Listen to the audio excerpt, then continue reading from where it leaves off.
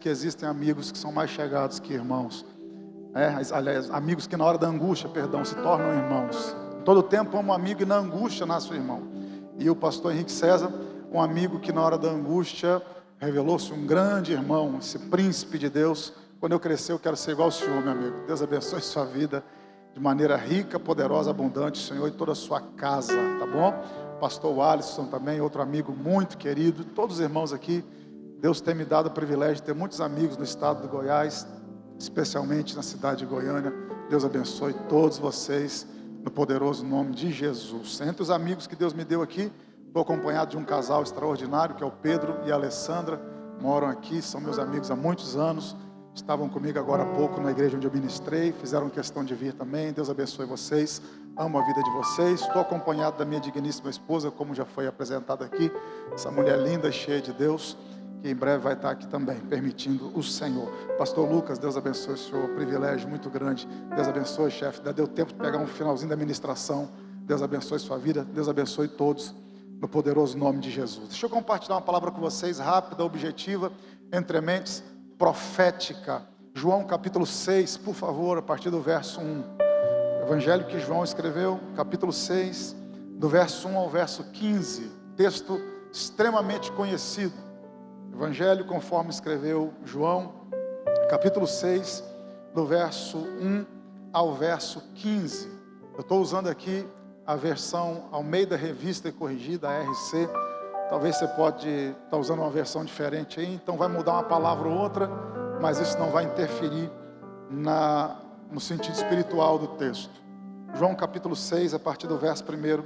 Prometo que eu serei muito objetivo, muito breve, mas essa palavra ela é profética para você e para sua casa, para nós aqui, nesse segundo dia do ano de 2025, ok? João capítulo de número 6, a partir do verso 1, diz assim: Depois disso, partiu Jesus para o outro lado do mar da Galileia, que é o de Tiberíades, e grande multidão o seguia, porque via os sinais que operava sobre os enfermos. E Jesus subiu ao monte e assentou-se ali com seus discípulos, e a Páscoa, a festa dos judeus, estava próxima. Então Jesus, levantando os olhos e vendo que uma grande multidão vinha ter com ele, disse a Filipe: Onde compraremos pão para estes comerem? Mas dizia isso para o experimentar, porque ele bem sabia o que havia de fazer. Filipe respondeu-lhe: 200 dinheiros de pão não lhes bastarão para que cada um deles tome um pouco. E um dos discípulos, André, irmão de Simão Pedro, disse-lhe: Está aqui um rapaz que tem 5 pães de cevada e 2 peixinhos, mas o que é isso para tantos? E disse Jesus: Mandai assentar os homens. E havia muita relva naquele lugar, e assentaram-se, pois, os homens em número de quase 5.000. E Jesus tomou os pães e, havendo dado graças, repartiu-os pelos discípulos, e os discípulos pelos que estavam assentados. Igualmente também os peixes, quanto eles queriam. E quando estavam saciados, disse aos seus discípulos: Recolhei os pedaços que sobejaram, para que nada se perca. Sabendo, pois, Jesus que haviam de vir arrebatá-lo para o fazerem rei, tornou a retirar-se, ele só, para o monte. Se você puder, diga amém. Me empresta, por favor, aí o máximo da sua atenção, para eu compartilhar com vocês algumas coisas nesse texto aqui, para abençoar a sua vida. Para começar, essa não é a primeira multiplicação de pães da Bíblia, é a primeira multiplicação de pães que Jesus faz. A primeira multiplicação de pães da Bíblia, quem fez foi o profeta Eliseu. Lá em 2 Reis, no capítulo 4, Eliseu multiplica 20 pães para 100 homens comerem. Então é uma quantidade bem maior de pães, uma quantidade bem menor de homens, mas o profeta Eliseu realizou a multiplicação de pães. Por isso que quando Jesus realiza o milagre da multiplicação, todo mundo diz que ele era profeta, porque multiplicar pão era coisa de profeta. Esse milagre ele é tão importante, eu sei que vocês sabem disso, porque eu estou pregando para uma igreja, para um povo que ama a palavra de Deus, que esse é o único milagre, ou essa narrativa é a única que se repete nos 4 evangelhos. Dos 4 evangelhos que nós temos, Mateus, Marcos, Lucas e João, os 3 primeiros, vocês sabem disso, só vou relembrá-los, são chamados de sinóticos. Mateus, Marcos e Lucas são chamados de evangelhos sinóticos. Por quê? Sinótico no grego, a mesma ótica. Você vai encontrar 90% de semelhança em Mateus, Marcos e Lucas. O que Mateus fala, Marcos repete. Na verdade, Marcos foi o primeiro evangelho, foi o evangelho base. Mateus e Lucas repetiram 90% do que Marcos escreveu. Então, Mateus, Marcos e Lucas são semelhantes, 90% do seu contexto. João não é um evangelho sinótico. João foi escrito no final do primeiro século. O evangelho de João é o evangelho apologético, e só quem está me ouvindo diga amém. O evangelho de João é o evangelho apologético. O que é apologia? É a defesa de alguma coisa. Então João escreve esse evangelho para defender algo, para fazer uma defesa. E o que João vai defender nesse evangelho? João vai defender a divindade de Jesus. E só mais uma vez, quem está me ouvindo diga amém.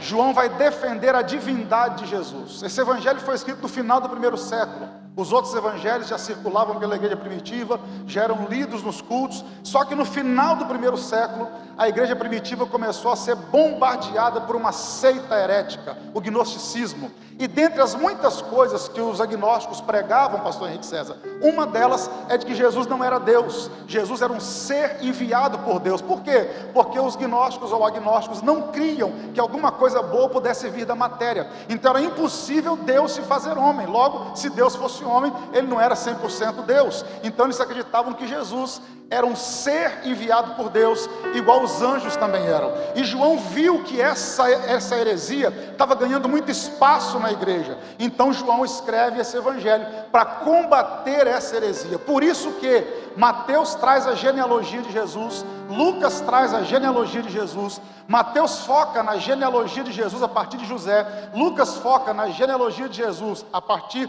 de Maria, Marcos não fala de genealogia, porque Marcos escreve para os romanos, e os romanos não estavam nem aí para a genealogia de Jesus.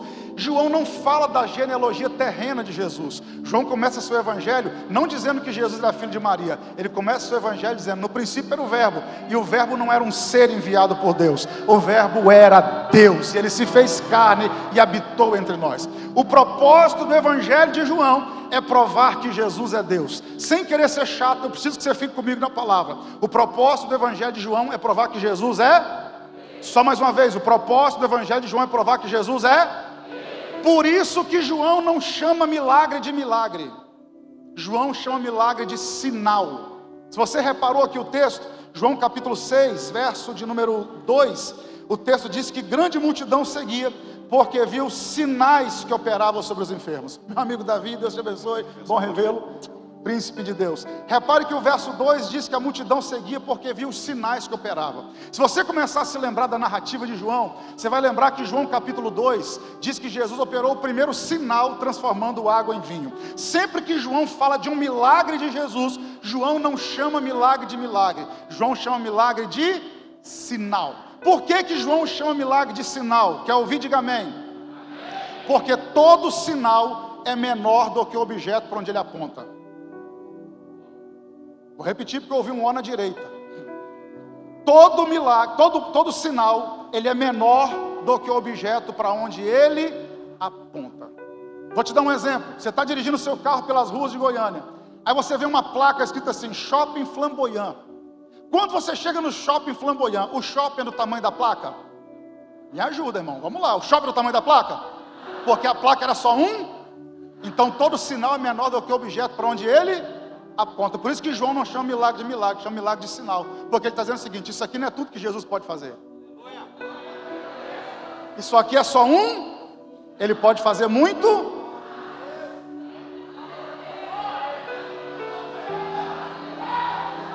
Transformar água em vinho é algo extraordinário, mas isso é só um sinal, ele transforma a vida de pessoas.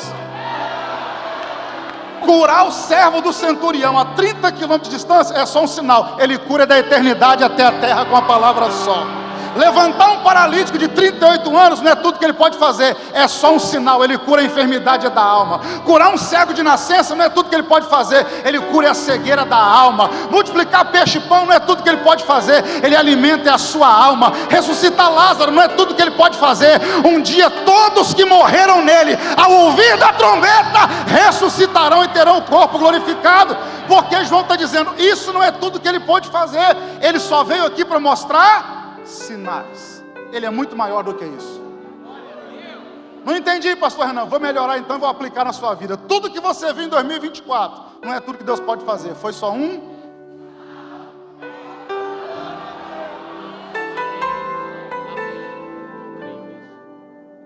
De tantos sinais que João poderia descrever, eu gosto disso aqui. João, no final do seu evangelho, no capítulo 21, ele fala que tudo que Jesus fez não dava para relatar. Ele usa uma hipérbole e diz que não dava para colocar nos livros. É lógico que isso é uma figura de linguagem, uma hipérbole, é para dizer a grandeza. Claro que dava para registrar tudo que Jesus fez, por causa do tempo que ele viveu aqui. Mas João disse que não dava para registrar tanta coisa que ele fez. Então João poderia ter escrito muita coisa, mas João separou 7 milagres. Por isso que João não é sinótico. Porque enquanto os outros evangelhos repetem 90% do conteúdo, João tem 90% de singularidade. Por exemplo, só João fala da transformação da água em vinho. Só João fala da mulher samaritana. Só João fala de Jesus e Nicodemos. Só João fala do paralítico do tanque de Betesda. Só João fala do cego de nascença. Só João fala da ressurreição de Lázaro. Só João fala do lava-pés. Tem detalhes em João que ninguém mais fala. Só João fala. João traz um relato exclusivo. Só que dentre tanta coisa, meu amigo Davi, que João poderia ter escrito, esse milagre da multiplicação de pães, João falou, esse aqui eu tenho que repetir. Marcos já escreveu, Mateus já escreveu, Lucas já escreveu, mas esse é tão importante, que é para provar que Jesus é Deus, eu também tenho que escrever. Então eu quero que você tenha em mente, que o milagre da multiplicação de pães, não foi só para mostrar que Jesus alimentou 5.000 pessoas, foi para provar que Jesus é Deus.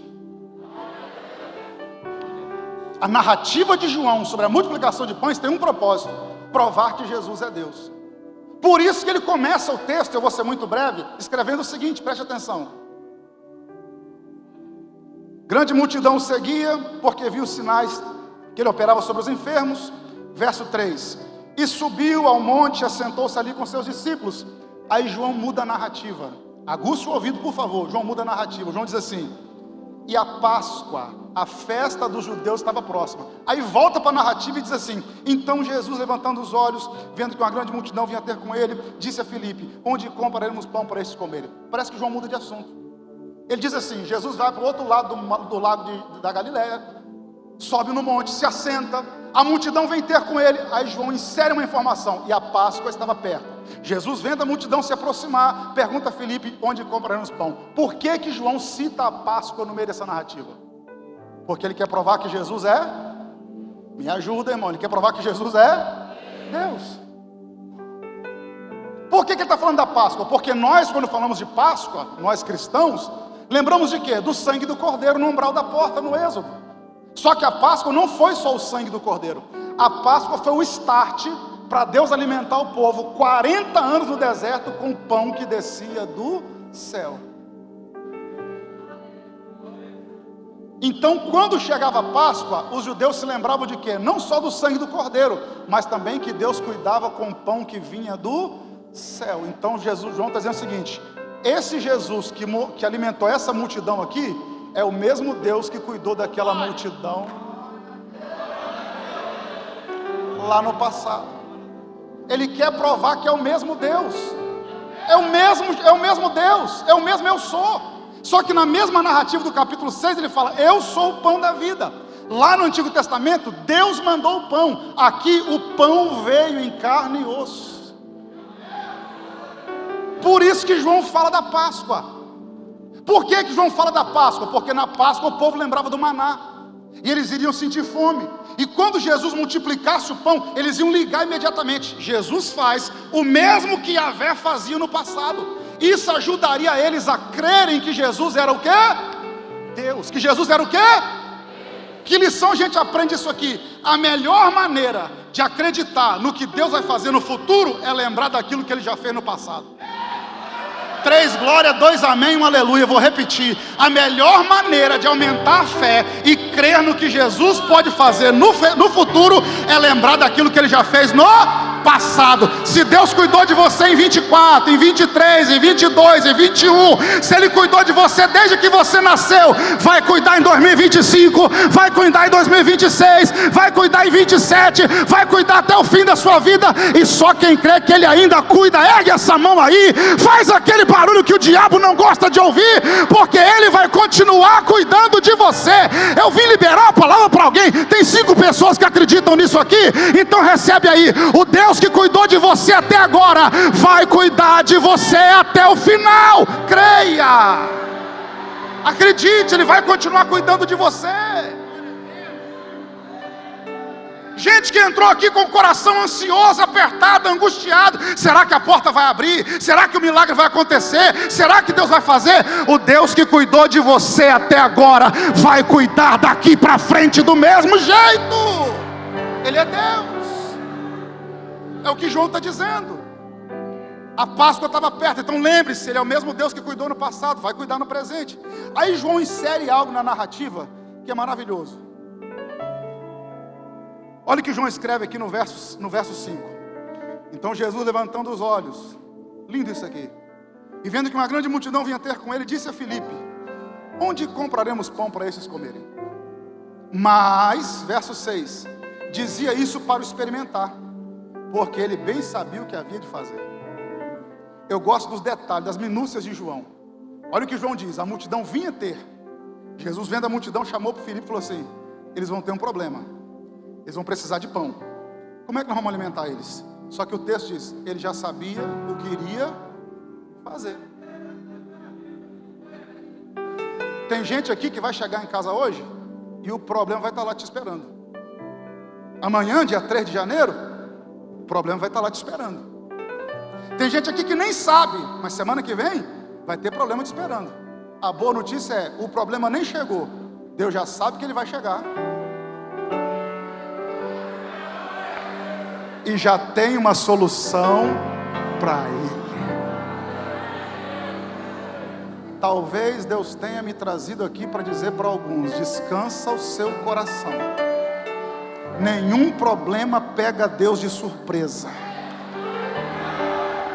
Deus já sabe o que vai fazer para resolver esse negócio. Não, preciso liberar a palavra profética porque é ano profético. Deus já sabe como a porta vai abrir, quem vai abrir a porta para você. Deus já sabe quem vai financiar esse projeto. Deus já sabe quem vai te ajudar, quem vai estender a mão. Deus já tem tudo pronto. Ele já sabia o que ia fazer. Aí o que eu particularmente, aí opinião minha, você não é obrigado a concordar comigo, eu acho interessante o discípulo que ele chama para questionar. Porque tinha 12 que andavam com ele. E quem é que nós temos como discípulo mais incrédulo dos 12? Tomé. Então qual era a lógica? Ele questionar Tomé, mas ele questiona Filipe. Tem 5.000 pessoas, pastor Henrique. Tem 12 discípulos mais próximos a ele. Dos 12 ele chama Filipe e fala assim: Filipe, essa multidão vai precisar de pão. Onde nós vamos comprar pão para esse povo comer? E aí fica a pergunta: por que ele questionou Filipe? Aguça o ouvido. Vou te dar 2 razões. Primeira, porque Filipe era um cara questionador. Um dia André falou assim: os gregos querem conhecer Jesus. Filipe falou: já tem um monte de judeu querendo conhecer, ele vai trazer grego para quê? Um dia Jesus pregou sobre o Pai.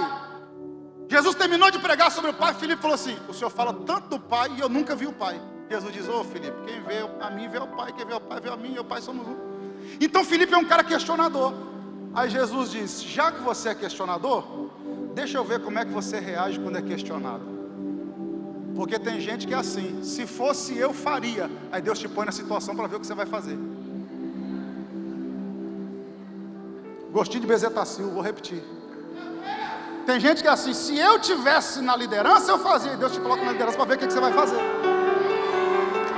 Se fosse eu nessa situação eu ia fazer. Aí Deus te coloca na situação para dizer: já que você gosta de questionar, então agora responde. Então baixa um pouco a régua, que Deus vai pegar mais leve contigo. Porque com a mesma medida que você medir, vão medir você. Filipe, você gosta tanto de questionar? Deixa eu ver como é que você reage quando é questionado. Primeira questão: por que Jesus questiona Filipe? Porque Filipe é questionador. Segunda, e eu preciso que você aguce o ouvido agora: por que Jesus questiona Filipe? Isso aqui tem a ver com o lugar que eles estão. Eu tive o privilégio de há 6 anos atrás comentar os evangelhos. O meu material teológico é mais conhecido, os evangelhos, uma história, 4 dimensões. E eu comentei os evangelhos. E eu cito isso lá. Para você entender o ministério de Jesus, é igual você olhar para um diamante. Você não pode olhar por um prisma só. Tem que olhar por todos os lados, para você ver a beleza. Para você entender o ministério de Jesus, você tem que olhar os 4 evangelhos. Por quê? Porque eles vão complementando um ao outro.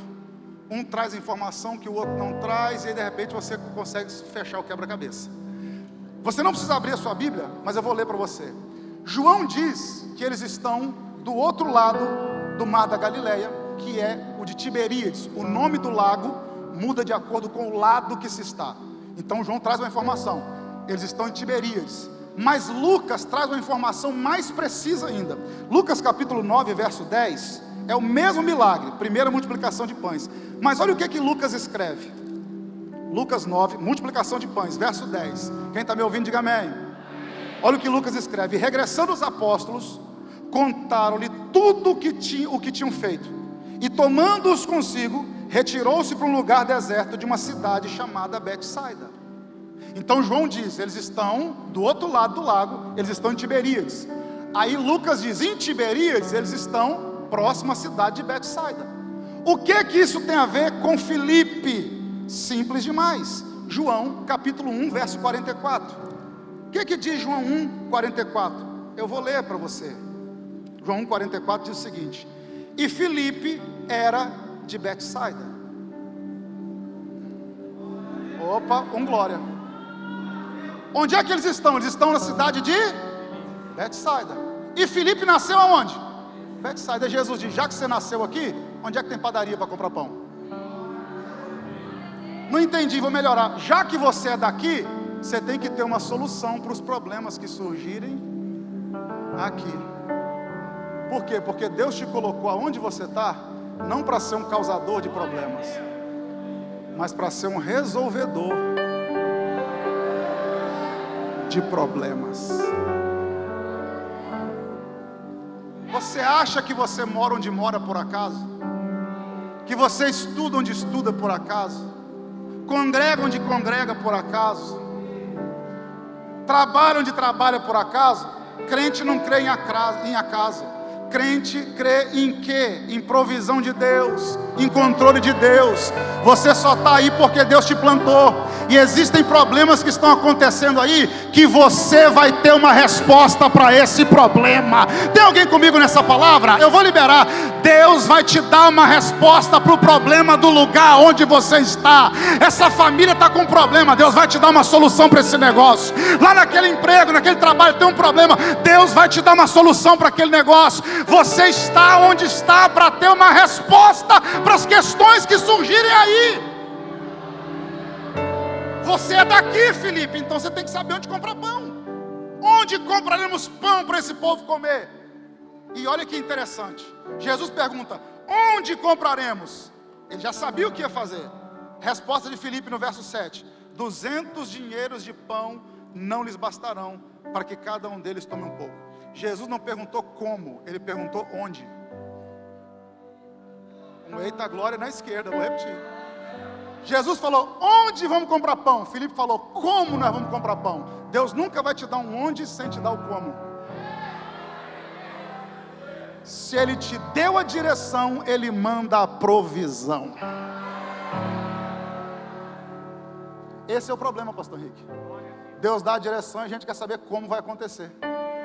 Guarda na tábua do teu coração, vontade de Deus não é para ser entendida, é para ser feita. Sabe por que muita coisa não aconteceu ainda? Porque você está tentando entender como Deus vai fazer. E não é para entender, é só para obedecer. Aí olha o que Filipe diz, meu amigo Davi Sassa: 200 dinheiros de pão não bastarão. Tem uma tradução que vai dizer 200 denários. Eu gosto muito de uma tradução nova, a NVT, nova versão transformadora, e ela deixa o texto um pouco mais claro. Vou ler para vocês na NVT. Quem está me ouvindo, diga amém. Na NVT diz assim, ó: Filipe respondeu, mesmo que trabalhássemos vários meses, não teríamos dinheiro suficiente para dar alimento a todos. Por que Filipe diz, mesmo que trabalhássemos vários meses, e na Almeida Revista e Corrigida, 200 dinheiros não bastarão?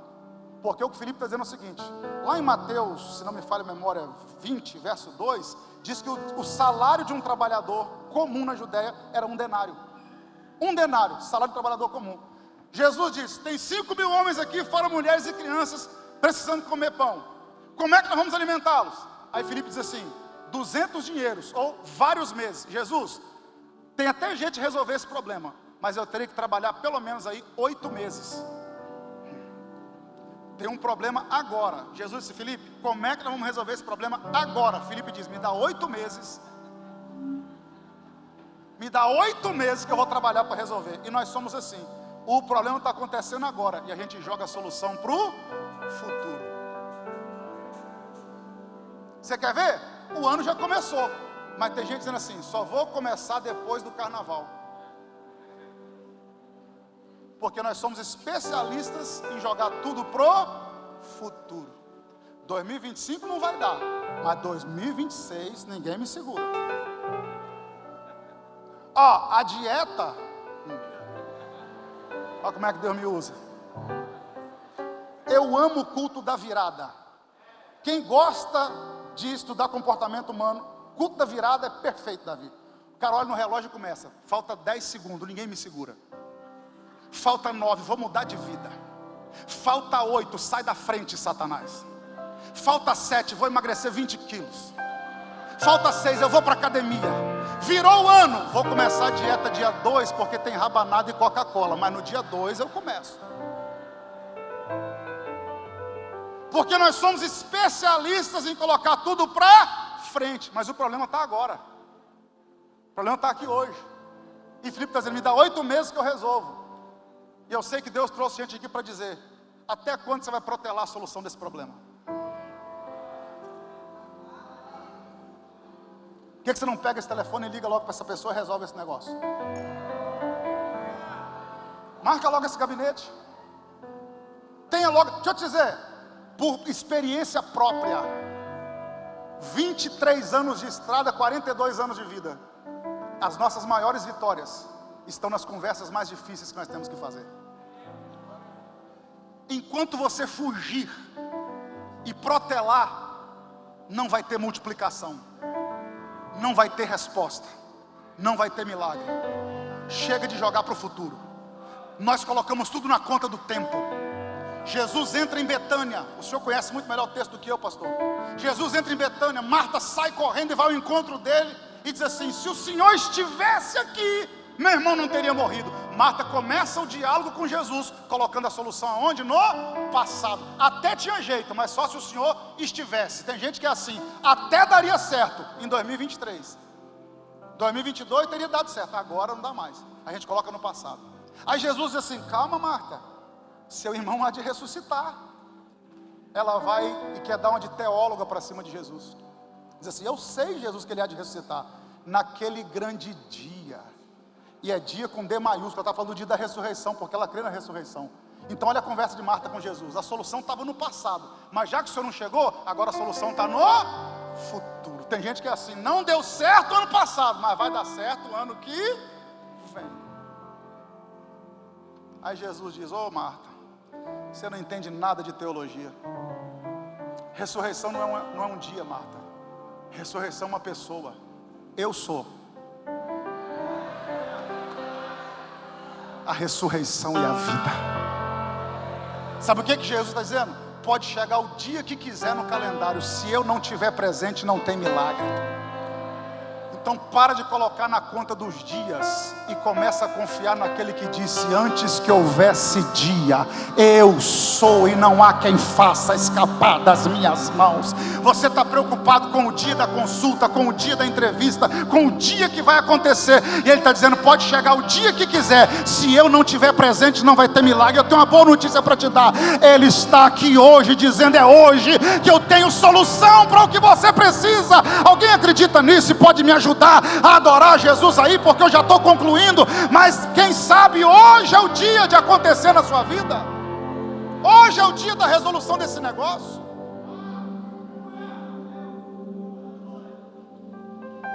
Hoje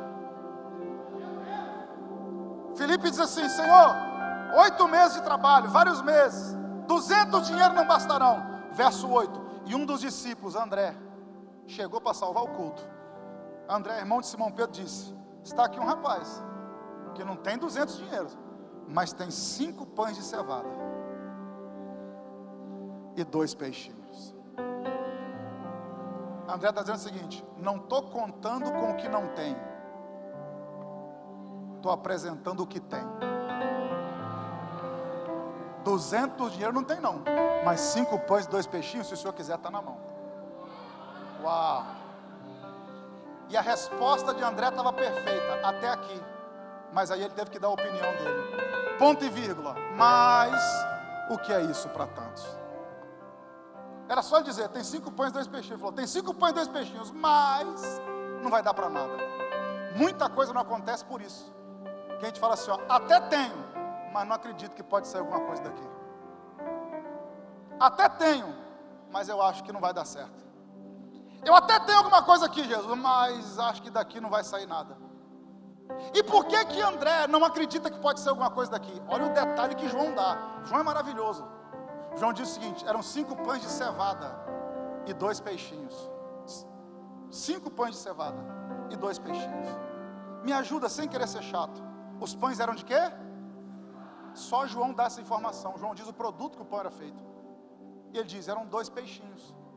Por que é importante citar a cevada aqui?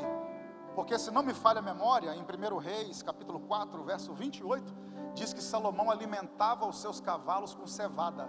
Cevada era alimento de segunda. Tinha o trigo e a cevada. O pão de trigo, top de linha. Pão de cevada, segunda linha.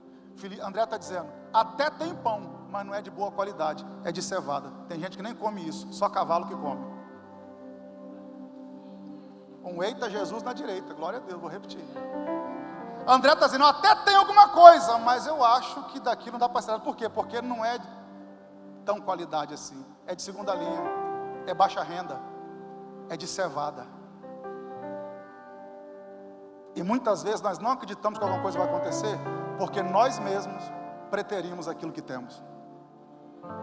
A minha mensagem é tão simples, a minha composição é tão simples, meu trabalho é tão simples, minha renda é tão simples, é tudo tão simples, e a gente deixa de usar o que tem, por não valorizar o que tem.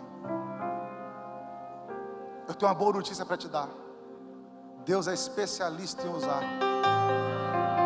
aquilo que não é, para confundir o que é. O pequeno para confundir o grande. Estou sentindo graça de Deus nessa palavra aqui. Gente que entrou aqui dizendo, meu pão é de cevada. Deixa eu te dizer, tem uma resposta para uma multidão nesse pão de cevada. A sua mensagem pode ser simples, prega ela do mesmo jeito, porque tem uma multidão precisando comer desse pão de cevada. O diabo queria que você enterrasse o que você tem, o inferno queria que você desdenhasse do que você tem, mas para a vergonha do inferno e do diabo, hoje você está aqui dizendo, Deus, é pouco, é pequeno, é simples, é de cevada, mas eu coloco na tua mão, usa Jesus, usa Jesus, usa Jesus. Quem está disposto a entregar o que tem na mão dele, ergue essa mão aí, vai, 30 segundos só, isso, entrega para ele, Senhor, a mensagem é simples, mas eu vou pregar em teu nome, a canção é simples, mas eu vou cantar para te adorar, a oferta é pequena, é simples, mas eu vou entregar em louvor do teu nome, o pão é de cevada, mas está à sua disposição, Jesus.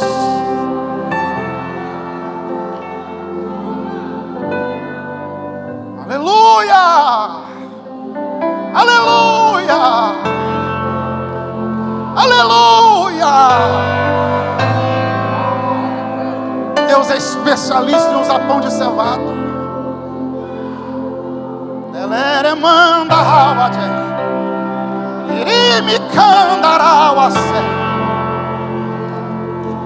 Aleluia.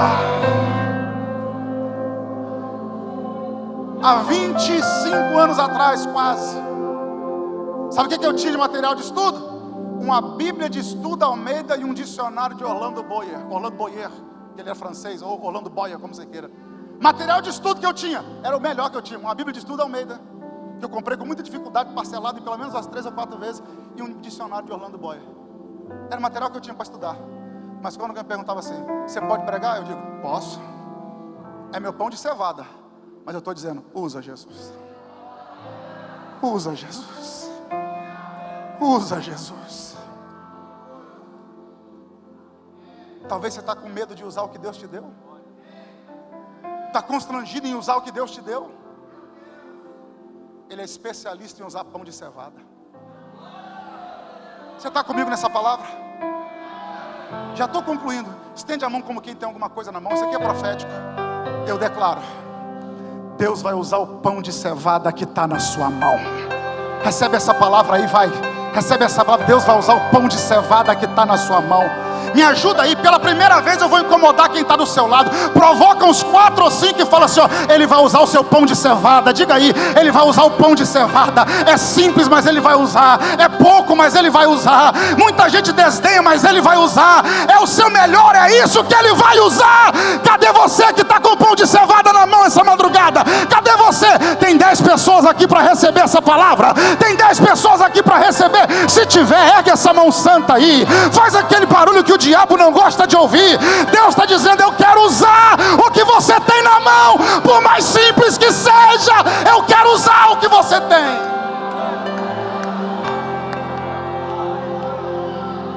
Churamanacandará, Calarabaracandauahase, Iricandauahase,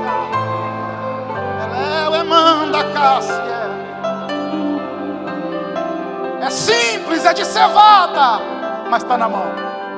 Não estou contando com o que eu não tenho, estou contando com o que tem. É pouco, mas está aqui, Jesus. E aí, para a gente poder concluir, o texto é muito rico. Olha o detalhe de João: 5 pães de cevada e 2 peixinhos. Sem querer ser chato, me ajuda. 2 o quê? Tem até que fazer biquinho para falar, peixinhos. E de peixe João entende, porque João é pescador. O senhor é biblista, o senhor sabe. João 21, na pesca, João escreve dizendo assim: quando lançaram a rede do lado direito, vieram 153 grandes peixes. João sabe diferenciar peixe grande de peixe pequeno. O mesmo Deus que põe peixe grande na rede,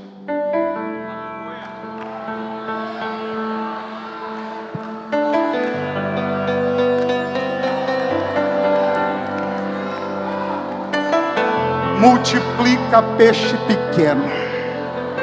Estou sentindo graça de Deus aqui. Vamos trazer para o nosso português? Vou aportuguesar a aplicação do texto. Peixe pequeno, no português é pejorativo. Você está num ambiente com um monte de gente importante, você fala: aqui só tem peixe grande. Mas eu sou peixe, mas Deus é especialista em usar peixe pequeno. Tem um peixe grande na Bíblia. O maior peixe que a Bíblia fala dele, se abrir a boca dele, tem um profeta dentro. Porque tem muito peixe grande engolindo o profeta, mas Deus quer usar peixe pequeno para alimentar a multidão. Deus vai levantar peixe pequeno para alimentar. Meu Deus do céu, me ajuda a adorar o nome de Jesus aí. Você não é um peixe grande que devora profeta. Você é um peixe pequeno que vai ser multiplicado na mão dele. Cadê você, peixe pequeno? Cadê você, peixe pequeno? Cadê você, peixe pequeno? Cadê você, peixe pequeno? Eu vou te dar 30 segundos para adorar. Sobe o som do teclado, filhão. Deus está te usando com força. Isso, ministra, ministra. Porque Deus vai multiplicar talentos de peixes pequenos aqui nessa madrugada. Cadê você, peixe pequeno? Cadê você, peixe pequeno? Cadê você, peixe pequeno? Cadê você, peixe pequeno?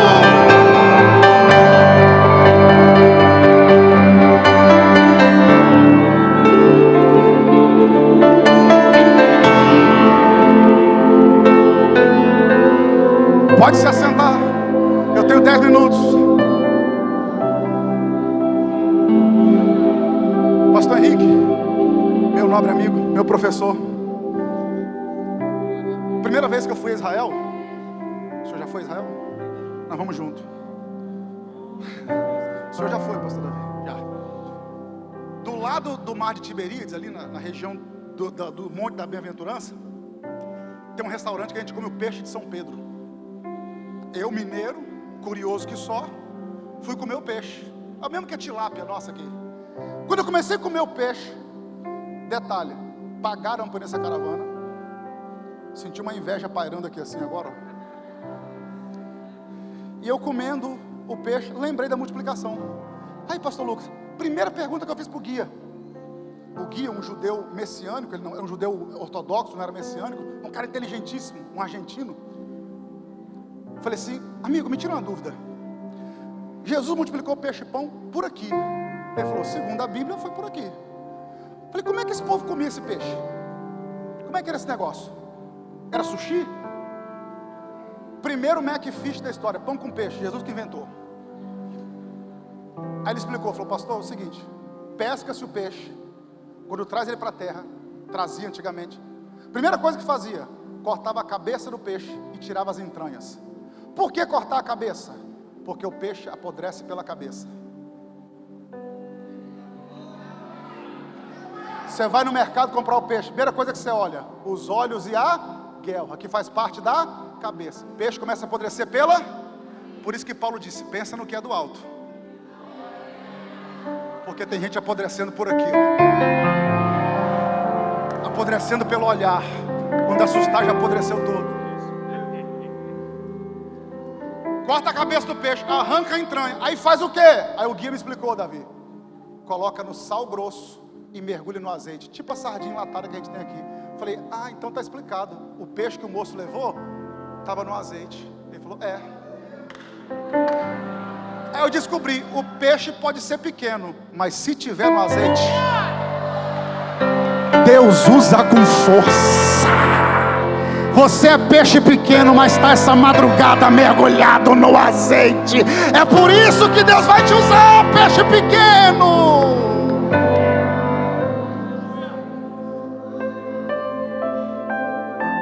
Deus ama usar peixe pequeno. Essa é a última, e a gente ora. Eu amo Mateus 17, a partir do 24. Os cobradores de impostos chegam para Pedro e falam assim, vem cá, seu mestre não paga imposto não? Pedro diz, claro que paga, vou lá falar com ele. Quando Pedro chega na casa onde Jesus está, Jesus se antecipa, porque ninguém pega ele de surpresa, e diz assim, Pedro, quem está me ouvindo diga amém. Jesus diz assim, Pedro, que te parece? Ou seja, me responda, de quem cobram os reis da terra os tributos? Dos servos ou dos filhos? Pedro falou, dos servos. Jesus diz, logo, os filhos não têm que pagar impostos. Mas, para não escandalizá-los, pega uma vara e um anzol e vai pescar. E o primeiro peixe que subir, abre a boca dele, vai ter um estáter dentro. Paga o meu imposto e o seu. Vamos entender esse diálogo? Profissão de Pedro, pescador. Quando Jesus encontra Pedro, em Lucas 5, Pedro está lavando as redes, porque ele tem uma traineira. Ele e o irmão dele, André, são sócios de Tiago e João. Os caras estão acostumados a pegar multidão de peixe. Para começar, Jesus falou, hoje não é na rede, é no anzol. Porque tem dia que a bênção vem no atacado, mas tem dia que é no varejo. Mas vai chegar a provisão. Só que Jesus, antes disso, Jesus questiona, Pedro, quem é que tem que pagar imposto? Filho de rei ou servo? Ele falou, servo, filho de rei não tem que pagar imposto. Aí olha a fala de Jesus, mas para não escandalizar, ou seja, eles não sabem quem eu sou. Para eles, por eles não saberem quem eu sou, eu vou pagar esse imposto. Eu não deveria, mas eu vou pagar. Por que Jesus está dizendo que não deveria pagar aquele imposto? Se ele mesmo diz, dá a César o que é de César, dá a Deus o que é de Deus. Uau. Na próxima eu volto para explicar. Não, estou brincando. Jesus disse, quem tem que pagar imposto é servo, escravo, não filho de rei. Jesus veio para ser rei, mas nesse texto, Mateus 17, ele se coloca na condição de filho de rei. Então ele está dizendo o seguinte, esses caras não sabem quem eu sou, por isso que eles estão cobrando imposto. Já que eu não deveria pagar esse imposto, não vou tirar do caixa do ministério, vou tirar da boca do peixe. Vai virar um caixa eletrônico. Mas por que Jesus está dizendo que é filho de rei e não deveria pagar esse imposto? Para a gente entender isso, temos que voltar lá em 1 Samuel 17. Davi chega no vale, tem um filisteu gritando, dai-me um homem para pelejar comigo. Davi falou, qual a recompensa para quem matar esse gigante? Alguém falou assim, vai casar com a filha do rei, vai receber tesouros do rei, e a família de quem matar esse gigante nunca mais paga imposto. Primeiro versículo do Novo Testamento, Mateus 1:1, livro da genealogia de Jesus Cristo, filho de... Davi, podia chamar ele de mestre, de rabi, do que fosse, mas quisesse ver ele parar, era só dizer filho de Davi. Jesus diz: Pedro, eu não devia pagar esse imposto, por quê? Porque meu pai já matou o gigante lá atrás, eu não devo pagar. Não entendi, Renan. Quando o diabo vier te cobrar alguma dívida, fala para ele: meu pai já matou esse gigante lá atrás, eu não te devo nada, a conta está paga.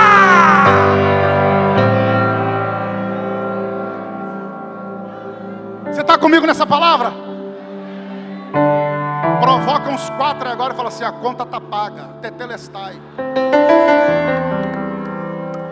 Está paga. Aí Jesus disse: já que eu não deveria pagar esse imposto, não vou tirar do caixa do ministério, não vou nem incomodar Judas, que fica com a bolsa.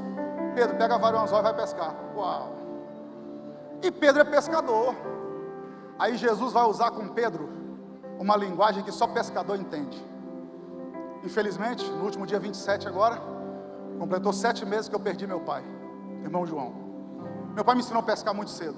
Eu com 5, 6 anos de idade ia para a beira do córrego pescar com meu pai, lá em Mantena, na cidade que eu nasci, interior de Minas Gerais. Não procuro no mapa porque não tem. Meu pai me ensinou a regra: pescador tem uma ética. Quando você pesca um peixe muito pequeno, você não leva para casa, você faz o quê? Devolve. Jesus sabia que Pedro gostava de peixe grande. Pedro, já vou te avisar, o primeiro que subir, não julga pela escama, abre a boca dele primeiro. Para de graça, vou melhorar. Pedro, você está acostumado a avaliar o peixe pelo tamanho, dessa vez você vai avaliar pelo que sai da boca dele. Porque o peixe grande lá de Jonas estava com um profeta dentro, mas esse peixe pequeno aqui tem uma provisão. Você pode ser peixe pequeno, mas é quando você abre a boca que o valor se revela. Porque a boca fala do que o coração está cheio. Você é peixe pequeno, mas abre essa boca e deixa Deus te usar. Você é peixe pequeno, mas abre essa boca e deixa Deus te usar. Peixe pequeno. Ei, tem gente te julgando pela escama. Tem gente te julgando pelo carro que você chegou. Tem gente te julgando pela grife da tua roupa. Tem gente te julgando pela casa que você mora. Estão avaliando o peixe pela escama. O maior valor é quando abre a boca. Pode ser peixe pequeno, mas quando profetiza acontece. Pode ser peixe pequeno, mas quando abre a boca tem valores aí dentro de você.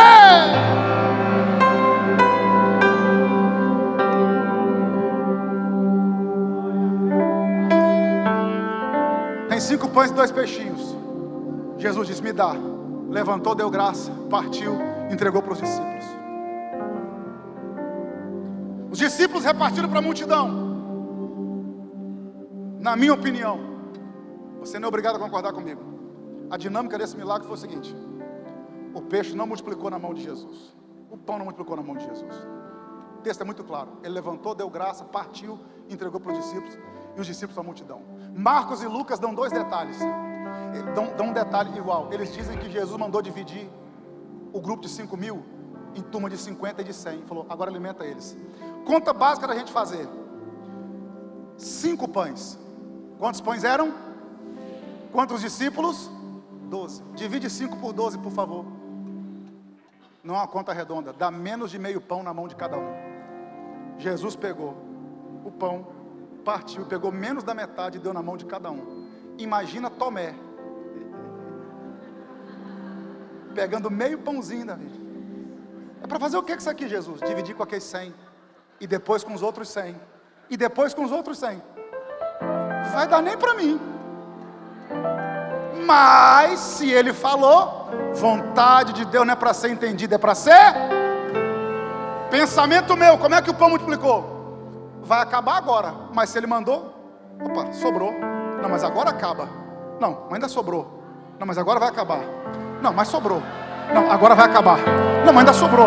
Não, agora vai acabar. Não, mas ainda sobrou. Agora vai acabar. Não, ainda sobrou. Gente que entrou aqui dizendo: agora vai acabar. Deus está dizendo: além de não acabar, ainda vai sobrar. Ainda vai sobrar. Não vai acabar e ainda vai sobrar. Você está comigo aí? Provoca pelo menos uns 3 agora. Diga assim: não vai acabar, ainda vai sobrar. Não vai acabar, ainda vai sobrar. Pode compartilhar sem dó. Pode entregar, pode compartilhar. Não vai acabar e ainda vai sobrar. Você quer a prova? Quando termina tudo, a gente ora. O texto diz assim: e quando estavam saciados, disse aos discípulos: recolheu os pedaços que sobejaram, para que nada se perca. Recolheram-nos, pois, e encheram 12 cestos de pedaços dos 5 pães de cevada que sobejaram os que haviam comido.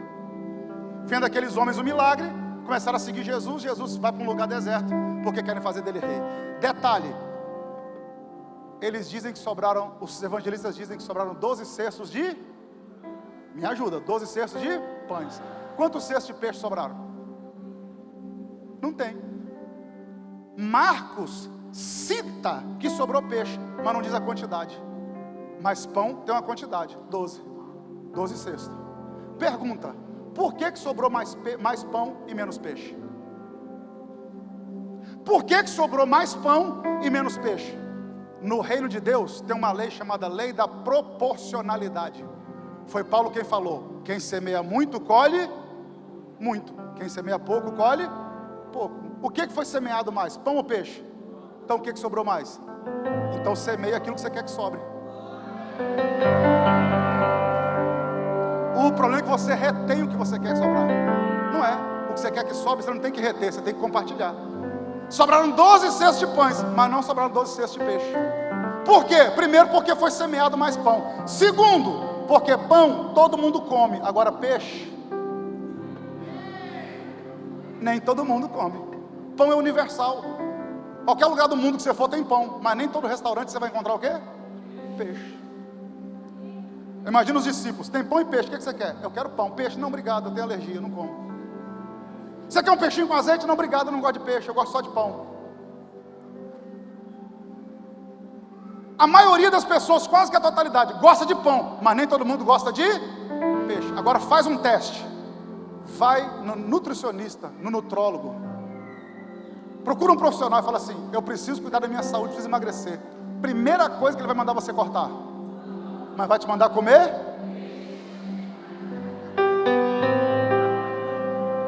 Todo mundo gosta de pão, mas o pão não é tão saudável. Tem um livro, vou te dar uma dica, tá? Tem um livro chamado Barriga de Trigo. Depois que você ler esse livro, você vai cortar o trigo, porque o trigo no seu sangue vira açúcar. E o peixe? Quando você come peixe, o peixe é rico em ômega 3, estimula os novos neurônios e melhora o seu raciocínio.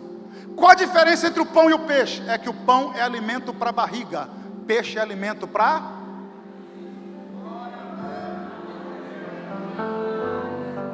Só que nós temos uma geração que quer sair de barriga cheia, mas não de cabeça cheia. Enche minha barriga, profeta. Libera. Aí o profeta diz: hoje não vai ser de barriga cheia, vai ser de mente cheia. Já viu que o símbolo do cristianismo, além da cruz, também é um peixe?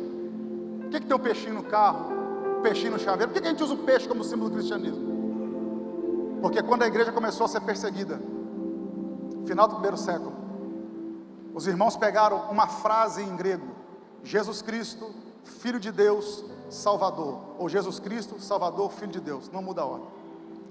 No grego, essas 5 palavras, se você pegar a primeira letra de cada palavra dessa no grego, forma a palavra peixe. Então eles criaram um slogan. Ao invés de escrever Jesus Cristo, Filho de Deus, Salvador, só desenhava o peixe. Tinha 2 irmãos do crente sendo perseguido. Tinha um peixe desenhado na porta da casa. Ele dizia: posso entrar porque é crente, porque tem o peixe. 2 camaradas conversando: será que esse cara é perseguidor ou não é? Como é que eu sei se ele é meu amigo ou não? O cara no meio da conversa fazia um arco no chão com o pé. O outro completava, desenhava o peixe. É crente, peixe.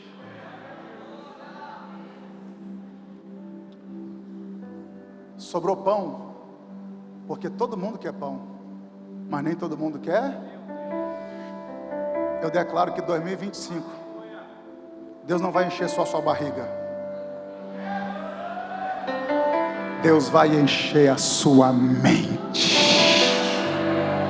Eu declaro que você sai dessa vigília hoje não só com a barriga espiritual cheia, mas com a mente cheia da palavra de Deus. Só quem quer ter a mente cheia, ergue a mão por alguns segundos. Eu vou orar com você e vou devolver esse microfone agora, que eu quero ouvir o Davi cantar até as 2 da manhã, mas vamos lá, deixa eu orar por você. Pai, eu declaro em nome de Jesus, nós vamos sair daqui hoje, não só com a barriga cheia, mas com a mente cheia da tua palavra. Dá sabedoria a esse homem, dá sabedoria a essa mulher, dá sabedoria a esse pregador, dá sabedoria a essa mãe, a esse pai. Enche a mente dele com a sua palavra. Repreende agora todo pensamento contrário, todo dardo do diabo que queria dominar a mente dessa pessoa. Eu declaro neutralizado em nome de Jesus, e declaro mente cheia, mente cheia, mente cheia da palavra. E só quem quer a mente cheia da palavra, por alguns segundos aí, adore o nome de Jesus e seja cheio da palavra de Deus. Aplauda Jesus por essa palavra do céu. Que haja um crescimento nesse ano de 2020.